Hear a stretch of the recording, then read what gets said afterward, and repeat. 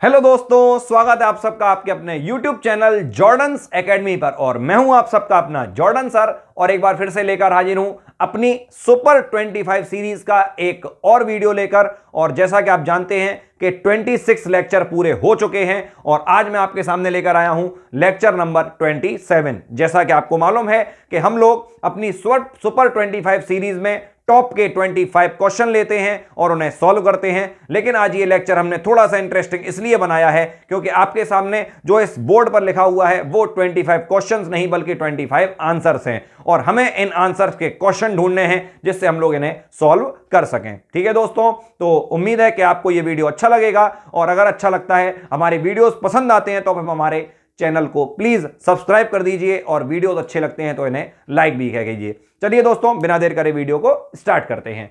तो लिखा हुआ है न्यूक्लियोटाइड। अब न्यूक्लियोटाइड क्या होता है? देखिए दोस्तों, आपको मालूम होगा कि चाहे डीएनए हो या आरएनए हो, मतलब न्यूक्लिक एसिड की बात कर रहा हूं मैं। न्यूक्लिक एसिड आपको मालूम होगा दो टाइप के होते हैं, डीएनए और आरएनए। डीएनए का मतलब डीऑक्सी राइबो न्यूक्लिक एसिड, और आरएनए का मतलब क्या होता है? Ribo nucleic acid. ठीक है, तो दोनों ही जो न्यूक्लिक एसिड होते हैं, चाहे डीएनए हो चाहे आरएनए हो, वो बने होते हैं कई सारी श्रृंखलाओं के। ठीक है, कई सारी सीरीज के बने होते हैं, और वो जो सीरीज होती हैं वो किसकी बनी होती हैं? तो वो बनी होती है न्यूक्लियोटाइड की। ठीक है, आपने नाम सुना होगा पॉली न्यूक्लियोटाइड, है ना? तो पॉली का मतलब होता है बहुत सारे, और न्यूक्लियोटाइड तो न्यूक्लियोटाइड है ही। क्या होते हैं अभी बताऊंगा आपको। तो होगा क्या कि न्यूक्लियोटाइड लिखा है, इसका मतलब क्या हुआ कि डीएनए में पाया जाता है या आरएनए में पाया जाता है, तो क्या पाया जाएगा? न्यूक्लियोटाइड पाया जाएगा। उम्मीद है दोस्तों क्लियर हो गई होगी बात, पहली चीज। अब इसके बाद में इसको कंफ्यूज करने के लिए एक पॉइंट और लिखा हुआ है, न्यूक्लियोसाइड। अब इनको समझाने से पहले मुझे यहां पे आपको एक बात बतानी पड़ेगी। अगर आप वो चीज सुन लेंगे तो ये दोनों पॉइंट आपको क्लियर हो जाएंगे। देखिए, जैसे मान लीजिए यहां पर मैंने लिख दिया है न्यूक्लिक एसिड। ठीक है, तो जो न्यूक्लिक एसिड होता है, चाहे वो डीएनए हो या आरएनए, वो हमेशा बना होता है किसका? तो बना होता है न्यूक्लियोटाइड का। समझिए बात को। मतलब मैंने अभी आपसे कहा कि न्यूक्लिक एसिड चाहे वो डीएनए हो, है ना, या फिर वो आरएनए हो, हमेशा किसका बना होगा? न्यूक्लियोटाइड का। और न्यूक्लियोटाइड जो होते हैं वो होते हैं एक तरीके से, न्यूक्लियोटाइड के दो भाग होते हैं, आप ये समझिए। ठीक है, न्यूक्लियोटाइड के दो भाग होते हैं। ठीक है, पहला वाला जो पार्ट होता है वो होता है न्यूक्लियोसाइड। ठीक है, क्या होता है? न्यूक्लियोसाइड। और दूसरा वाला भाग होता है फॉस्फेट। क्या होता है? फॉस्फेट। ठीक है, तो न्यूक्लियोटाइड को दो हिस्सों में बांट दिया गया, पहला न्यूक्लियोसाइड और दूसरा वाला फॉस्फेट। समझिए बात को। और न्यूक्लियोसाइड होते हैं दो टाइप के, बात को समझिए। न्यूक्लियोसाइड जो होते हैं वो होते हैं दो टाइप के। एक होते हैं नाइट्रोजन बेसिस। क्या होते हैं? नाइट्रोजन बेसिस या नाइट्रोजनस बेसिस। ठीक है, और दूसरा होता है पेंटोज शुगर। क्या होता है? Pentose sugar. ठीक है, अच्छा, अब जरा समझो। अब अपना थोड़ा कॉमन सेंस लगाना आप लोग। मान लीजिए यहां पे न्यूक्लियोसाइड नहीं होता। इमेजिन करो एक सेकंड के लिए, हम इस न्यूक्लियोसाइड को छुपा दे रहे। तो अब न्यूक्लियोटाइड लिखा है, तो न्यूक्लियोटाइड में कितनी चीजें होंगी? तीन चीजें तो ही होंगी। अगर हम इस न्यूक्लियोसाइड को छुपा लें तो न्यूक्लियोटाइड के अंदर है तो ये न्यूक्लियोसाइड तो इसी के अंदर, हमने इसको छुपा दिया। अब कितनी चीजें इसके अंदर आ गई? तीन चीजें। तो न्यूक्लियोसाइड के अंदर तीन भाग होते हैं। कौन कौन से? नाइट्रोजन बेसिस, पेंटोज शुगर और फॉस्फेट। अगर तीनों चीजें हैं तो हम उसको क्या बोलेंगे? न्यूक्लियोटाइड। क्लियर हो गई बात है। और अब अगर केवल एक चीज माइनस हो जाए, क्या चीज? फॉस्फेट माइनस हो जाए, तो अगर दो चीजें रहें केवल, क्या क्या? नाइट्रोजन बेसिस और पेंटोज शुगर, अगर ऐसा है तो समझ लो वो चीज क्या होती है? न्यूक्लियोसाइड। तो उम्मीद है कि आपको न्यूक्लियोटाइड और न्यूक्लियोसाइड में अंतर क्लियर हो गया होगा। अब मैं आपको इसे ट्रिक से याद करा दे रहा हूं। ट्रिक क्या होगी? ट्रिक होगी NPP, और ये हो जाएगा NP। अब N का मतलब क्या होता है? नाइट्रोजनी बेसिस। ठीक है, P का मतलब होता है पेंटोज शुगर, और तीसरे P का मतलब है फॉस्फेट। ठीक है, तो अगर NPP तीनों हैं तो समझ लो न्यूक्लियोटाइड है, और अगर N और P है केवल, मतलब नाइट्रोजनी बेसिस और पेंटोज शुगर है, फॉस्फेट नहीं है, तो समझ लो वो क्या हो जाएगा? न्यूक्लियोसाइड। ठीक है दोस्तों, और आपको एक और ट्रिक बता दे रहे, अगर मन में अच्छी लगे तो रखना, नहीं तो आगे बढ़ा देना। देखो जरा, लिखा है साइड। अब साइड मतलब कि उन्होंने किसको साइड में कर दिया? तीसरे वाले P को साइड में कर दिया, मतलब फॉस्फेट को साइड में कर दिया। अब तो समझ में आ गया ना। तो न्यूक्लियोटाइड मतलब, टाइड मतलब क्या? टी। टी मतलब होता है थ्री, मतलब तीनों रहेंगे। टाइड में तीनों रहेंगे, ठीक है, एनपीपी, और एक पी को साइड में कर दो तो क्या बन गया, न्यूक्लियोसाइड, तो एन और पी हो गया। ट्रिक से याद, अब कभी जिंदगी में भूलेंगे आप इस चीज को, उम्मीद करता हूं नहीं भूलेंगे। चलिए आगे बढ़ते हैं। अब लिखा है दोस्तों रॉबर्ट ब्राउन, अपने आप में बहुत अच्छा नाम है। देखिए ये तो आपको मालूम है कि कोशिका की खोज किसने की थी, तो कोशिका की खोज की थी क्या नाम है, रॉबर्ट हुक ने। ये तो बहुत नॉर्मल क्वेश्चन है, सन 1665 में की थी। लेकिन यहां पे क्या लिखा हुआ है, रॉबर्ट ब्राउन। आपने कोशिका के एक बहुत ही महत्वपूर्ण अंग का नाम सुना होगा, केंद्रक का, ठीक है, तो केंद्रक की खोज किसने की है, तो आंसर आएगा रॉबर्ट ब्राउन ने की है। लेकिन यहीं पे अगर आपसे पूछा जाए कब की है, हालांकि सने इतनी ज्यादा जरूरी नहीं है, नाम ज्यादा जरूरी होते हैं, फिर भी 1831, क्या बोला, 1831, 1831 में खोज की थी, किसकी, केंद्रक की, किन्होंने, रॉबर्ट ब्राउन ने, ठीक है, रॉबर्ट हुक ने की कोशिका की, ब्राउन ने की केंद्रक की। क्लियर हो गया ना ये वाला पॉइंट, 3 पॉइंट क्लियर हो चुके हैं। चलिए आगे बढ़ते हैं। लिखा है दोस्तों मेडुला। अच्छा, आप लोगों ने जो हमारा मस्तिष्क है उसका एक पार्ट का नाम सुना, ये क्या है, ये मस्तिष्क के एक पार्ट का नाम है, ठीक है, मस्तिष्क के पार्ट का नाम क्या है दोस्तों, मेडुला। इसको हिंदी में हम लोग क्या बोलते हैं, मज्जा। तो क्वेश्चन यहां पे ये आता है कि अपने मस्तिष्क का ऐसा भाग जो कि हमें सांस लेने में मदद करता है, बात को समझिए, मस्तिष्क का ऐसा भाग जो हमें सांस लेने में मदद करता है, उस भाग का नाम क्या होता है, तो दोस्तों उसका नाम क्या होता है, मेडुला होता है। क्या होता है, मेडुला होता है। तो उम्मीद है दोस्तों ये मेडुला वाली बात भी आपको क्लियर हो गई होगी, ठीक है, 4 पॉइंट समझ में आ गए हैं। अच्छा आगे बढ़ते हैं दोस्तों। लिखा हुआ है ताप नियामक ग्रंथि। ताप नियामक ग्रंथि, यहां पे मैं आपको 2 बातें बताऊंगा। पहली बात क्या, पहली बात तो यही है कि ताप नियामक ग्रंथि क्या है, और दूसरा ये कि ताप नियंत्रण का काम हमारे शरीर में कौन करता है। ये 2 अलग अलग बातें हो गई। पहली बात क्या लिखी है, ताप नियामक ग्रंथि, तो आप इसका उत्तर ये याद रख लो, हाइपोथैलेमस, ठीक है, एक ग्रंथि होती है, उसका नाम है हाइपोथैलेमस। तो वो जो हाइपोथैलेमस ग्रंथि है वो हमारे शरीर की ताप नियामक ग्रंथि मानी जाती है, शरीर का ताप नियंत्रित करती है वो। और अगर पूछा जाए ताप का नियंत्रण कौन करता है, ग्रंथि नहीं लिखी है, तो याद रखें दोस्तों हमारा रक्त, ठीक है, हमारा ब्लड ताप को नियंत्रित करता है। एक क्वेश्चन आता है कि रक्त का कार्य क्या होता है, तो इसका सबसे मेन उत्तर क्या होता है कि रक्त हमारे शरीर का तापमान नियंत्रित करता है। और अगर पूछा जाए रक्त का दूसरा काम क्या होता है, तो याद रखें कि ऑक्सीजन और कार्बन डाइऑक्साइड, ये दोनों गैसें हो गई, और भोज्य पदार्थों जैसे प्रोटीन, कार्बोहाइड्रेट, वसा, विटामिन, खनिज लवण, इन सब चीजों का परिवहन भी हमारे शरीर में करता है। ये दोनों काम होते हैं रक्त के। लेकिन यहां पे हमसे पूछी गई थी ग्रंथि, तो ग्रंथि कौन सी हो जाएगी, हाइपोथैलेमस। और आप हमें हमारे कमेंट बॉक्स में ये बताइए कि हाइपोथैलेमस ग्रंथि कहां पर होती है, मतलब शरीर के किस भाग में होती है हाइपोथैलेमस ग्रंथि, ये आप हमें कमेंट करके बता दीजिए अभी, ठीक है, या फिर वीडियो पूरा हो जाए तब आप बता दीजिएगा। फिलहाल आगे बढ़ते हैं दोस्तों। अगला लिखा हुआ है क्रेनियम।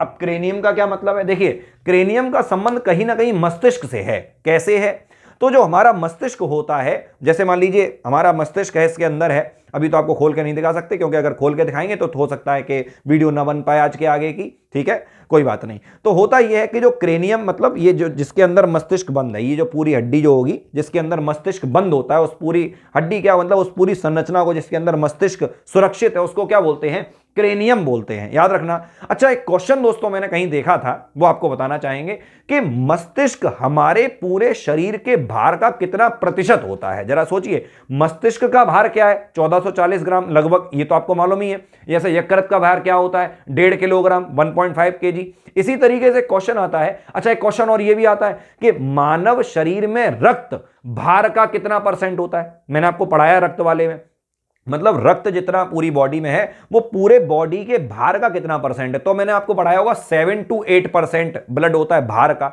लेकिन अगर आपसे पूछा जाए कि हमारे एक स्वस्थ शरीर के भार का लगभग कितना % मस्तिष्क होता है भारी, तो इसका उत्तर होता है दोस्तों लगभग 2%, ठीक है, लगभग 2% के आसपास में मस्तिष्क जो है वो हमारे पूरे शरीर के भार का % होता है, ठीक है, ये वाली बात भी क्लियर है। चलिए तो क्रेनियम भी क्लियर हो गया ना कि मस्तिष्क जिस संरचना के अंदर सुरक्षित रहता है, ये समझिए, उसको हम लोग क्या बोलते हैं, क्रेनियम बोलते हैं। अच्छा आगे बढ़ते हैं। लिखा है दोस्तों यूरिक अम्ल, बहुत अच्छा क्वेश्चन है।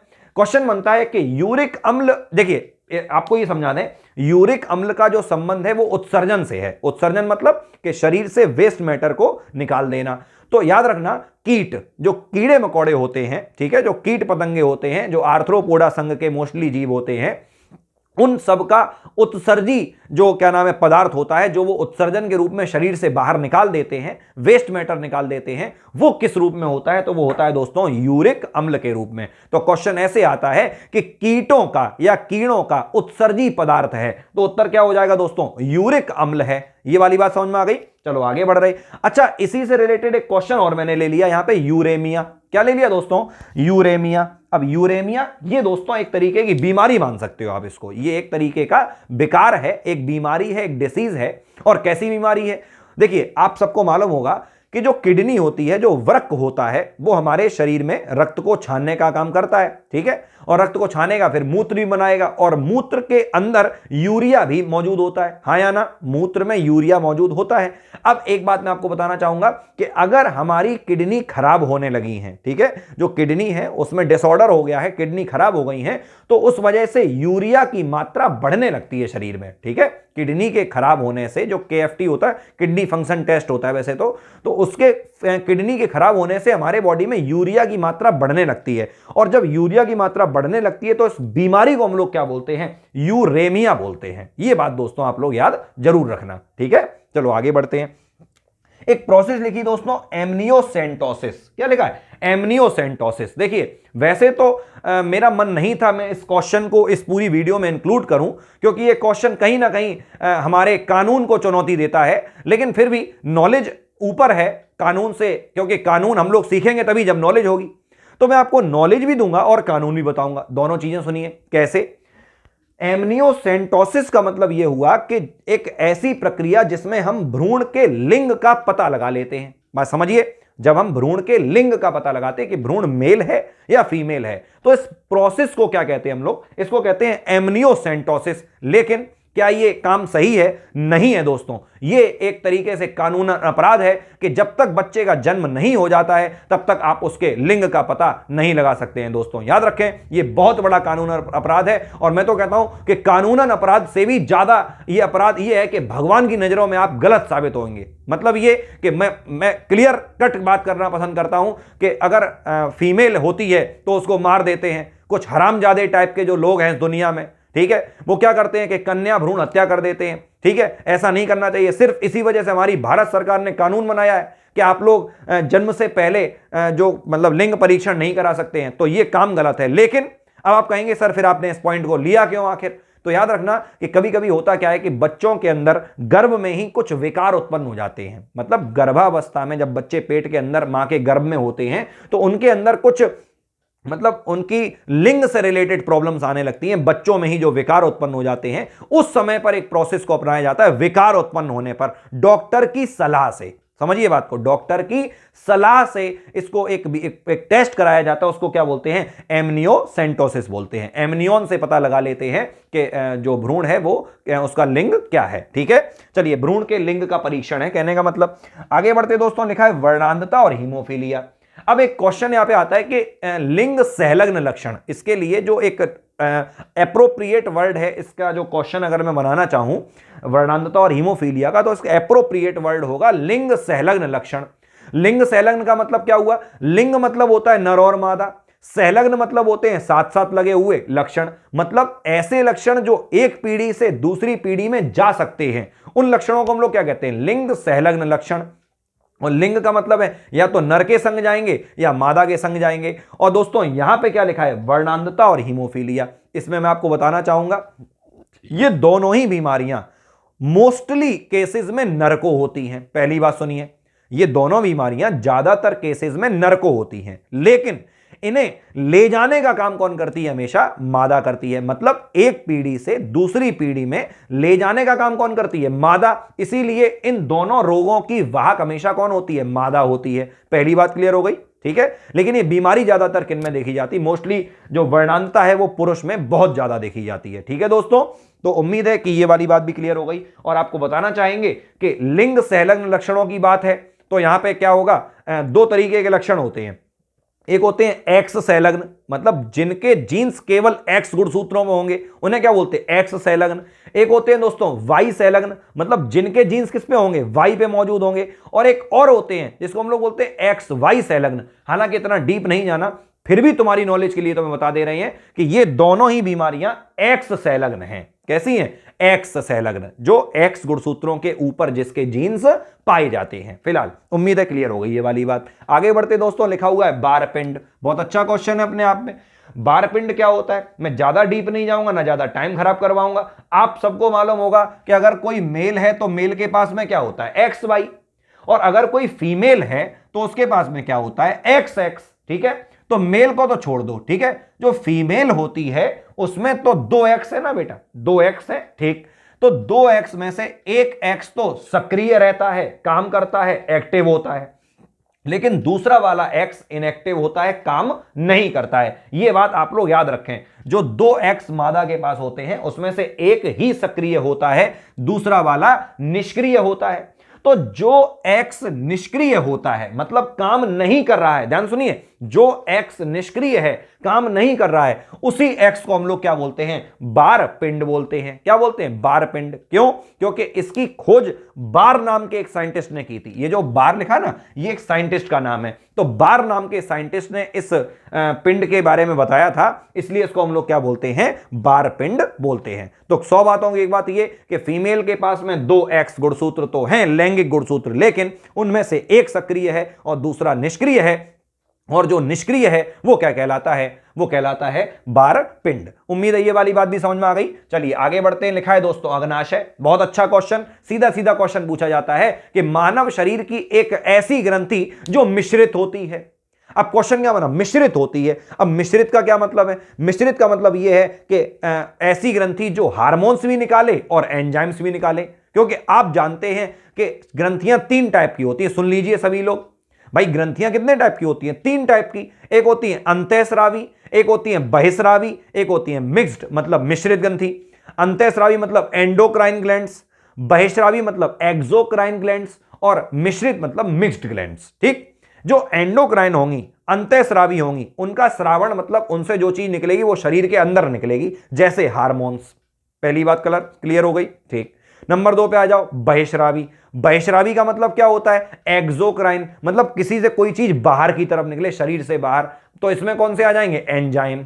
ठीक है, तो अंतःस्रावी से क्या निकलते हैं? हार्मोन, और बहिस्रावी से क्या निकलते हैं? एंजाइम। लेकिन क्वेश्चन पूछा जाता है एक ऐसी ग्रंथि जो हार्मोन्स भी निकालेगी और एंजाइम्स भी निकालती है, तो उस ग्रंथि को हम लोग क्या बोलते हैं? हमारे शरीर की कौन सी ग्रंथि है? तो दोस्तों तब आंसर आप क्या लगाएंगे? अग्नाशय। ठीक है दोस्तों, अग्नाशय। और याद रखना कि जो बहिस्रावी ग्रंथि हैं, जो बहिस्रावी, उनमें नलिकाएं मौजूद होंगी। ये भी बात सुनिए, जो बहिस्रावी हैं उनमें नलिकाएं मौजूद होंगी, लेकिन अंतःस्रावी ग्रंथियों में नलिकाएं मौजूद नहीं होती हैं। और आप याद रखना कि अग्नाशय में कुछ हिस्से में नलिकाएं मौजूद होती भी हैं और कहीं कहीं पे नलिकाएं मौजूद नहीं भी होती हैं। यह भी कारण है कि हम इसको अंतःस्रावी और बहिस्रावी दोनों कह देते हैं। ठीक है, चलिए आगे बढ़ते हैं। तो अगला लिखा दोस्तों ऑक्सिन। बहुत अच्छा क्वेश्चन है, बहुत बेहतरीन क्वेश्चन है। ये असल में ऑक्सिन एक हार्मोन होता है दोस्तों। ठीक है, ऑक्सिन क्या है? ऑक्सिन एक हार्मोन है जो कि पेड़ पौधों की वृद्धि के लिए बहुत आवश्यक है।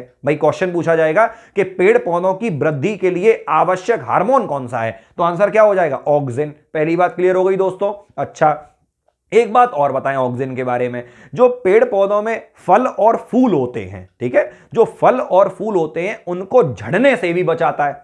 भाई फल और फूल न झड़े, इसके लिए भी काम कौन करता है? ऑक्सिन। कुल मिला के अच्छा हार्मोन है। ठीक है, तो क्या क्या 2 बातें आपको समझाई मैंने? 2 बातें समझाई इसके बारे में। 2 क्या बताई? पहले नंबर पे फलों की वृद्धि के लिए आवश्यक है, और दूसरी बात कि ये फूल और फलों को, मतलब फलों और फूलों को झड़ने से बचाता है। उम्मीद है ये वाली बात क्लियर हो गई। ऑक्सिन क्लियर हो गया। अच्छा, अगला हार्मोन, मैंने कुछ हार्मोन साथ में ले लिए हैं जिससे एक बार में आपको ये हार्मोन वाली बातें क्लियर हो जाए। अगर क्वेश्चन आ जाए तो आप कर सकते हैं। अगला क्या लिखा दोस्तों? साइटोकाइनिन। बहुत अच्छा क्वेश्चन, ये भी एक हार्मोन है। अब साइटोकाइनिन क्या करता है? तो साइटोकाइनिन दोस्तों जो कोशिका विभाजन होता है पेड़ पौधों में, उसको बहुत नियंत्रित करता है। मतलब पेड़ पौधों में कोशिका विभाजन को नियंत्रित करने वाला हार्मोन कौन सा है? तो आंसर क्या हो जाएगा? साइटोकाइनिन है। और एक बात आपको मैं इसके बारे में और भी बताना चाहूंगा, अब मुंह पे आ रहा है तो सुन ही लीजिए। बीजों के अंकुरण में भी बहुत मदद करता है। इसका मतलब कितने काम हो गए? 2 काम हो गए। पहला काम क्या बोला मैंने साइटोकाइनिन का? कि ये पेड़ पौधों में कोशिका विभाजन को भी हेल्प कर रहा है, और दूसरा काम मैंने आपको क्या बताया कि ये बीजों के अंकुरण में भी सहायता कर रहा है। तो ये भी बात क्लियर हो गई ना। आ जाओ नंबर 3 पे, क्या लिखा दोस्तों? एथिलीन। अच्छा, एथिलीन हार्मोन तो है, लेकिन दोस्तों ये ज्यादातर गैसीय अवस्था में होता है। एथिलीन गैस होती है ना, तो गैसीय अवस्था में होता है, गैसियस फॉर्म में। और आपने खूब पढ़ा होगा, मुझे मालूम है, ये तो क्वेश्चन बहुत सरल है कि फलों को पकाने वाला हार्मोन कौन सा है। खूब आता क्वेश्चन, फलों को पकाने वाला हार्मोन कौन सा है? तो आंसर क्या होता है दोस्तों? एथिलीन। और ये किस रूप में होता है? तो ये गैस के रूप में होता है। 3 पॉइंट क्लियर हो गए। आ जाओ नंबर 4 पे, क्या लिखा दोस्तों? जिब्रेलिन। अब जिब्रेलिन क्या है भाई? तो ये भी एक हार्मोन है। और जिब्रेलिन हार्मोन ऐसा है कि जो पेड़ पौधों की, ये समझिए, जो फल और फूल आकार में अगर बड़े हैं, ठीक है, तो वो किसकी वजह से हैं? मतलब बड़े बड़े फल और फूल अगर कहीं उग रहे हैं, बड़े बड़े, जैसे रेफ्लिशिया होता है ना, बड़ा होता है, तो अगर बड़े बड़े फल और फूल उग रहे हैं तो समझ लो वो किसकी वजह से हैं? तो वो है जिब्रेलिन की वजह से। ठीक है, हाँ, इतना आप लोग याद रखना। अब अगला दोस्तों क्या लिखा है? प्रकाशानुवर्ती संचलन। अब इसका क्या मतलब हुआ? देखिए ऐसा होता है, प्रकाशानुवर्ती मतलब, इसको जरा तोड़ के पढ़ते हैं। तोड़ के कैसे? प्रकाश का मतलब क्या होता है? प्रकाश का मतलब क्या है? प्रकाश आपको मालूम है, लाइट।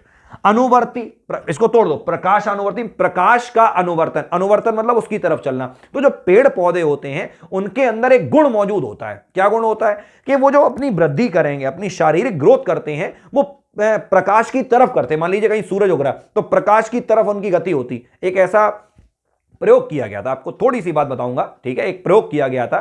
देखिए मेरी बातों को अगर आप थोड़ा सा सुन लेंगे तो उम्मीद करते हैं दोस्तों, इस हिसाब से अपने वीडियो को कंस्ट्रक्ट करता हूं कि आप तक बात बेहतरीन पहुंचेगी यहां तक, ठीक है, और यहां तक तो 100% पहुंचेगी। ठीक, आगे बढ़ते हैं। तो दोस्तों एक तरीके का प्रयोग किया गया था। कैसे किया गया? कि एक कमरा था, ठीक है, एक कमरा था और उस कमरे में खिड़की लगी हुई थी और खिड़की से सामने सूरज मतलब निकलता था, ठीक। और उसमें एक पौधा रख दिया गया और इस कमरे के दूसरी तरफ, मतलब कमरे के अंदर क्या था, क्या नाम है, अंधेरा। समझ में आ रहा होगा, कमरे के अंदर अंधेरा है और केवल खिड़की लगी हुई है और खिड़की में इधर की तरफ सूरज निकल रहे हैं, ठीक। तो जो पौधा था उसने गति किस तरफ करी? जिस तरफ सूरज का प्रकाश था। बात समझिए, उसने मतलब एक होता ना कि दोनों तरफ बराबर वृद्धि करेगा, ऐसा नहीं है। उसने ज्यादा वृद्धि किस तरफ करी? उसने ज्यादा वृद्धि करी जहां पे प्रकाश का था। इसी प्रोसेस को, मतलब पेड़ पौधों का प्रकाश की तरफ गति करने को क्या बोलते हैं? प्रकाशानुवर्तन संचलन। ये इसके लिए वाली बात क्लियर हो गई। और अगर तुम्हें पॉइंट याद कराना चाहें, ये क्वेश्चन अगर बन जाए, वैसे उम्मीद है नहीं बनेगा, लेकिन अगर बन जाए कि प्रकाशानुवर्ती संचलन किसकी वजह से होता है, तो इसका उत्तर दोस्तों क्या हो जाएगा? ऑक्सिन की वजह से होता है। बात को समझ गए होंगे? क्या बोला मैंने? प्रकाशानुवर्ती संचलन किस हार्मोन की वजह से होता है। ये क्या होता है वो तो मैंने क्लियर कर दिया। अगर पूछा जाए किस हार्मोन की वजह से होता है, तो आंसर क्या हो जाएगा? ऑक्सिन हो जाएगा। दोस्तों दिन रात मेहनत करते रहिए, नंबर नहीं आया तो बहुत कष्ट वाली बात होगी दोस्तों। दिन रात एक कर दो, यही वक्त याद आएगा कि तुम रात में 8-8 घंटे, दिन में 10-10 घंटे, 20-20 घंटे पढ़ते थे और बस कुछ ही दिन की पढ़ाई है, उसके बाद तो जीवन भर मलाई है। चलो आगे बढ़ते हैं। अब मैं भी क्या बातें करने लगता हूं। लिखा हुआ दोस्तों पौधों का बौनापन। अब पौधों का बौनापन क्या होता है? तो देखो, जो पौधे हैं आकार में छोटे होते हैं, बौने होते हैं, उन्हें हमें भाई जाहिर सी बात है, छोटे पौधे होंगे कम उर्वरकता देंगे, कम लाभ देंगे, कम प्रोटीन वसा कार्बोहाइड्रेट मिल पाएगा। लेकिन अगर वो ज्यादा बड़े होंगे तो हमें ज्यादा लाभ देंगे। तो एक होता यह है कि हार्मोन्स का यूज किया जाता है पौधों को बढ़ाने के लिए। जैसे फलों को पकाने के लिए मैंने बताया था ना, एथिलीन का प्रयोग करते हैं, इसी तरीके से पौधों के आकार को बढ़ाने के लिए यूज किया जाता है दोस्तों जिब्रेलिन का। बात को समझो। एक, अगर मैं गलत नहीं हूं, मेरे मन में एक नाम आ रहा है, कुरोसावा। क्या नाम है? कुरोसावा एक साइंटिस्ट थे जिन्होंने जिब्रेलिन के बारे में खोज करी थी। मतलब जिब्रेलिन की खोज किसने की? तो कुरोसावा ने की थी। ये एक दिमाग में पॉइंट आ गया, कहीं से भी आ गया पता नहीं। तो पौधों का बौनापन, ठीक है, इसको दूर करने के लिए किस हार्मोन का प्रयोग होता है? तो जिब्रेलिन का प्रयोग होता है। अब देखो, तुम्हें यहां पे मैंने 2 पॉइंट याद कराए। प्रकाशानुवर्ती संचलन किसकी वजह से? ऑक्सिन की वजह से। पौधों का बौनापन दूर किसकी वजह से होता है? इसे दूर करते हैं, मतलब पौधों के आकार को बड़ा कर देता है, तो क्या हो जाएगा? जिब्रेलिन। ये तो आपने पहले ही बताया था मैंने, फलों और फूलों को आकार में बड़ा कर देगा, तो पौधों को भी बड़ा कौन कर देगा? बौनापन दूर कौन कर देगा? जिब्रेलिन कर देगा। ठीक है दोस्तों, चलो आगे बढ़ते हैं। लिखा है रक्त में शर्करा का पता। भाई देखो, एक बात तुम भी जानते हो कि शुगर टेस्ट होता है तो रक्त में शर्करा का पता लग जाता है। लेकिन अगर पूछा जाए कि किस ग्रंथि के द्वारा लगाया जाता है, पूरा कर दें क्वेश्चन कि रक्त में शर्करा का पता किस ग्रंथि के द्वारा लगाया जाता है, तो आपको मालूम होगा, अभी अभी मैंने एक नाम भी लिया था, अग्नाशय। और आपको मैं पहले पढ़ा चुका हूं, नहीं मालूम तो आज सुन लीजिए कि अग्नाशय ग्रंथि का ही एक पार्ट होता है लैंगरहैंस की दीपिका। और लैंगरहैंस की दीपिका के 3 मेन पार्ट हैं तो 2 और भी, लेकिन 3 मेन है, अल्फा, बीटा और गामा। उसमें भी जो बीटा वाला पार्ट है, बीच वाला है बीटा, उससे निकलता है इंसुलिन। और जैसा कि आप जानते हो इंसुलिन ग्लूकोज की मात्रा को नियंत्रित करता है। तो अगर हमें ग्लूकोज मतलब क्या हुआ, शर्करा, तो अगर हम रक्त में शर्करा का पता लगाना है तो किस ग्रंथि के द्वारा पता लगेगा, तो वो पता लगता है हमें अग्नाशय ग्रंथि के द्वारा। उम्मीद है ये वाली बात भी क्लियर है। चलो आगे बढ़ते हैं। लिखा है दोस्तों हरगोविंद खुराना, बहुत बेहतरीन नाम। हरगोविंद खुराना को मैं नमस्कार करता हूं, जिन्होंने हमारे भारत का नाम रोशन किया और नोबेल पुरस्कार प्राप्त किया था। और नोबेल पुरस्कार प्राप्त क्यों किया था, सबसे मेन चीज ये है, आपने एक क्वेश्चन पढ़ा होगा, मैंने आपको पढ़ाया था जेनेटिक कोड, जिसको हम लोग बोलते हैं आनुवांशिक कूट। ठीक है, तो जेनेटिक कोड की खोज किसने की थी, हरगोविंद खुराना ने की थी। और इस वजह से इनको नोबेल पुरस्कार से सम्मानित किया गया था, जो भारत के लिए एक बहुत ही गर्व की बात है। और इसी बात पे एक सैल्यूट बनता है इनके लिए। ठीक है दोस्तों, तो चलो आगे बढ़ते हैं। 20 क्वेश्चन पूरे हो चुके हैं, आगे बढ़ रहे हैं। लिखा है दोस्तों आरबीसी अनुपात डब्ल्यूबीसी, मतलब कि आरबीसी और डब्ल्यूबीसी का अनुपात कितना होता है, तो दोस्तों ये होता है 600:1। वो बात सोचिए जरा, मतलब अगर एक अणु डब्ल्यूबीसी का है तो उसके विपरीत में कितने अणु होंगे, लगभग 600 अणु होते हैं किसके, आरबीसी के। देखो मैं आपको एक संख्या बता दे रहा हूं, घर पे आराम से भाग लगा लेना। संख्या ये है कि आप ये मानो लगभग 50 से 55 लाख प्रति घन मिलीमीटर। मैं बोल रहा हूं, केवल लिखूंगा नहीं, मैं समझा चुका हूं इस चीज को जब मैंने आरबीसी डब्ल्यूबीसी के बारे में ब्लड में पढ़ाया था। लेकिन अभी आप फिर भी पॉइंट आया तो सुन लीजिए। अगर जो आरबीसी होती हैं वो 50 से 55 लाख प्रति घन मिलीमीटर होती हैं, और जो डब्ल्यूबीसी होती है वो 6000 से 8000 प्रति घन मिलीमीटर होती हैं। तो आप इन्हें ऊपर नीचे रख के देख लेना, लगभग इतना ही अनुपात आ जाएगा। देखो ये जो अनुपात होते हैं ये एग्जैक्ट नहीं होते हैं, लगभग में निकलते हैं। जैसे मैंने बोला ना 50 से 55 लाख, ठीक है, ऐसे यहां पे मैंने डब्ल्यूबीसी के लिए क्या बोला, 6 से 8000, समझ में आ गया ना। तो ये प्रति घन मिलीमीटर में होती है, उनका अंदाजा लगा लो। अच्छा अगला क्या लिखा दोस्तों, पुनर्योगज डीएनए तकनीक, बहुत अच्छा क्वेश्चन है। एक क्वेश्चन बनता है दोस्तों, मैंने कहीं लिखा देखा है कि आनुवांशिक अभियांत्रिकी, जिसको हम लोग कहते हैं जेनेटिक इंजीनियरिंग, को हम और क्या कहते हैं, आनुवांशिक अभियांत्रिकी का और कोई नाम बताइए, तो क्या आंसर हो जाएगा, पुनर्योगज डीएनए तकनीक, ये भी कहा जाता है। और ये तो आपको मालूम ही होगा कि पुनर्योगज डीएनए तकनीक क्या होती है। अगर नहीं मालूम तो जान लीजिए एक लाइन में, कि जब हम एक जीव के अंदर से डीएनए को काटकर दूसरे जीव के अंदर लगा देते हैं तो इस प्रोसेस को हम लोग क्या बोलते हैं, पुनर्योगज डीएनए तकनीक बोलते हैं। क्या बोला मैंने, फिर से रिपीट करूंगा, जब हम एक जीव के अंदर से डीएनए को काटकर दूसरे जीव के अंदर लगा देते हैं तो हम इस प्रोसेस को क्या बोलते हैं, पुनर्योगज डीएनए तकनीक बोलते हैं। और आपको आपकी नॉलेज के लिए बताना चाहेंगे कि डीएनए को काटने के लिए तो प्रतिबंधन एंडोन्यूक्लियेज एंजाइम का यूज होता है। किस एंजाइम का, प्रतिबंधन एंडोन्यूक्लियेज एंजाइम का यूज होता है डीएनए खंडों को काटने के लिए। और अब काटा है तो जोड़ोगे भी तो, और जोड़ने के लिए डीएनए लाइगेज का यूज होता है। किसका होता है, डीएनए लाइगेज का यूज होता है। उम्मीद है दोस्तों दोनों बातें समझ में आ गई होंगी। चलो आगे बढ़ते हैं। लिखा है दोस्तों एक अजीब सा नाम है ब्लब्बर। क्या मतलब है भाई ब्लब्बर का, तो आपको बताना चाहेंगे कि ब्लब्बर का मतलब यह हुआ कि जो समुद्र में जो स्तनधारी जीव मौजूद हैं, मछलियां ही होंगी जाहिर सी बात है, तो समुद्र के अंदर जो स्तनधारी जीव मौजूद हैं या स्तनधारी मछलियां मौजूद हैं, उनके अंदर, उनकी त्वचा के अंदर एक मोटा सा परत होती है वसा की। मतलब उनके अंदर वसा की एक मोटी परत होती है। किनके अंदर होती है, जो समुद्र में स्तनधारी पाए जाते हैं उनके अंदर। तो वसा की बहुत मोटी परत होगी जो उन्हें बाहर के ठंडे पानी से या तापमान से या फिर बाहरी आघातों से बचाती है। उस त्वचा की मोटी परत को हम लोग क्या बोलते हैं, ब्लब्बर बोलते हैं। क्या बोलते हैं दोस्तों, ब्लब्बर बोलते हैं, याद रखना। आगे आ जाओ। लिखा है दोस्तों रेटिनॉल, मेरे ख्याल से कोई दिक्कत नहीं है, तुम्हें मालूम है इसका क्वेश्चन क्या आया होगा कि विटामिन ए का रासायनिक नाम क्या है। क्या बोला मैंने, विटामिन ए का रासायनिक नाम क्या है, तो दोस्तों आपको मालूम होना चाहिए क्या है, रेटिनॉल है। और अगर आप लोग समझ में आ रहा होगा, पढ़ रहे होंगे, तो आपको सभी जितने भी विटामिन हैं उन सबके रासायनिक नाम आपको आने चाहिए। और अगर नहीं आते तो हमारी विटामिन वाली वीडियो देख लेना, एक एक नाम आपको याद हो जाएगा। ठीक है, उम्मीद है दोस्तों बात समझ में आ गई होगी। चलो आगे बढ़ते हैं। लिखा है बहुत अच्छा क्वेश्चन और इसी के साथ वीडियो भी एंड हो जाएगा। लिखा है विटामिन इन ईस्ट अब ईस्ट क्या है, ये तो आपको मालूम ही है कि ईस्ट एक टाइप का कवक होता है जो एक कोशिकीय होता है। भाई एक कोशिकीय कवक है, ईस्ट है। और होता कैसा है, यूकैरियोटिक, ये भी आपको मालूम है। अब लेकिन ये तो बात मालूम है, लेकिन क्वेश्चन क्या पूछ रहा है तुमसे कि विटामिन इन ईस्ट, तो याद रखना कि ईस्ट में भरपूर मात्रा में विटामिन बी होता है, भरपूर भरा पड़ा। B9 भी है, B12 भी है, ठीक है, या फिर B3 भी है, B6 भी होता है। मोस्टली विटामिन बी वाले, पूरा बी कॉम्प्लेक्स होता है ना, आपने पढ़ा होगा बी कॉम्प्लेक्स होता है, तो विटामिन बी मौजूद भरपूर मात्रा में होता है किसके अंदर, ईस्ट के अंदर। ठीक है दोस्तों, यहां तक हो गए 25 क्वेश्चन, और उम्मीद करता हूं कि आपको हर बात क्लियर भी हो गई होगी और ये वीडियो अच्छा भी लगा होगा। तो अगर ये वीडियो अच्छा लगा तो इस वीडियो को लाइक करिए, चैनल को सब्सक्राइब करिए, और वीडियो को अगर अच्छा लगता है तो शेयर भी कर दिया करिए, जिससे अपने के साथ साथ दूसरे का भी भला होना चाहिए, क्योंकि कर भला तो हो भला। और इसी लाइन के साथ इस वीडियो को एंड करना चाहूंगा और मिलता हूं आपसे अपने अगले वीडियो में। तब तक के लिए स्वस्थ रहें, मस्त रहें और व्यस्त रहें। जय हिंद, जय भारत।